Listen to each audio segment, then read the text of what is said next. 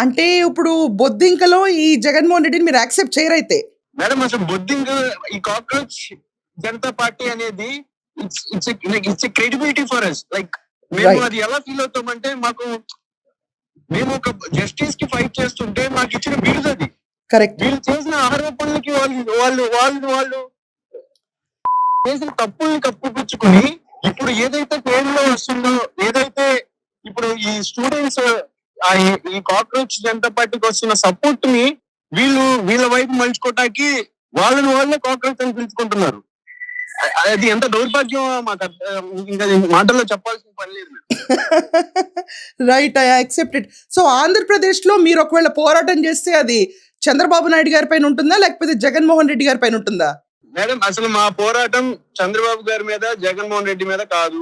ఇక్కడ కేవలం మేము ఎడ్యుకేషన్ సిస్టమ్ మీద ఏదైతే అన్యాయం జరిగిందో, సెంట్రల్ గా ధర్మేందర్ గారు ఎడ్యుకేషన్ మినిస్టర్ ఎవరైతే ఉన్నారో అతను రాజీనామా చేయాలని చెప్పి మా పోరాటం. రైట్. ఎలాంటిది ఈ జగన్మోహన్ రెడ్డి కాక్రోచ్ అని చెప్పుకోవడం వల్ల మా పోరాటం మళ్ళీ మార్చాల్సిన పరిస్థితి వస్తుందేమో అని అనిపిస్తుందండి. ఎవరైతే కాక్రోచ్ అని చెప్పుకుంటున్నారో వాళ్ళ మీదే ఉంటది, అది ఎవరైనా సరే. థ్యాంక్ యూ సో మచ్ అండి. Thank you for joining.